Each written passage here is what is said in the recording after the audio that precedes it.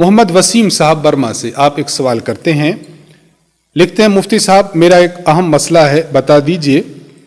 میں ایک ڈاکٹر صاحب کے پاس گیا، میرے پاؤں میں بہت درد ہوتا تھا، ڈاکٹر صاحب نے وہاں ایک ناپاک دوائی لگا دی۔ ڈاکٹر نے پہلے دوائی لگائی پھر اوپر سے پٹی کر دی، میں نے چونکہ پہلے سے وضو کیا ہوا تھا اسی لیے اسی حالت میں نے نماز پڑھ لی۔ میرا سوال یہ ہے کہ میں نماز لوٹاؤں یا میری نماز ہو گئی؟ جزاک اللہ خیرہ۔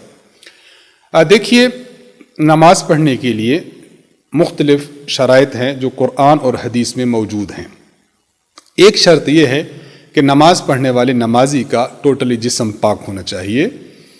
جب آپ کے جسم پر، پاؤں پر اگر انہوں نے کوئی ناپاک چیز لگا دی ہے تو اس ناپاک چیز کو دیکھا جائے گا۔ مثلا بعض لوگ ایسی مثال کے طور پر جس طرح انہوں نے بریکٹ میں لکھا ہے کہ شراب لگائی ہے، اب شراب ناپاک ہے اور نجس ہے، گندگی ہے۔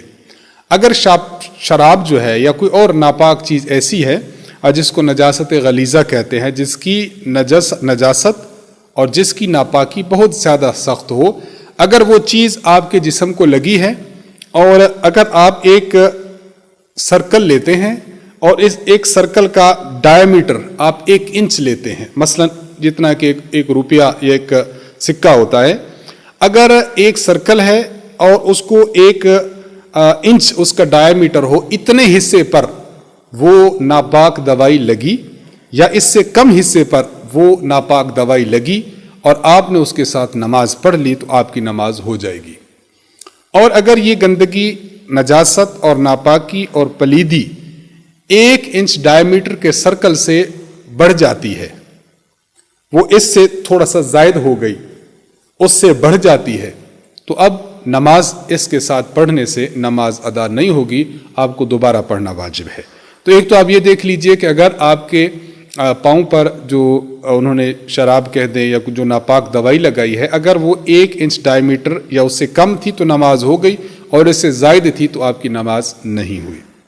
اور دوسری ساتھ ہمیں یہ بات بھی عرض کر دیں کہ اگر 1 انچ ڈائیمیٹر سے دوائی زائد تھی، آپ نے اس دوائی کے لگے رہنے کے باوجود کافی نمازیں پڑھ لیں، 1 دن کی نمازیں، 2 دن کی نمازیں، جتنی نمازیں آپ نے پڑھی ہیں پھر آپ کو اتنی نمازوں کو لوٹانا بھی واجب ہوگا، کیونکہ آپ کی نمازیں نہیں ہوئیں۔ اس کا بہت زیادہ اہتمام اور خیال رکھنا چاہیے۔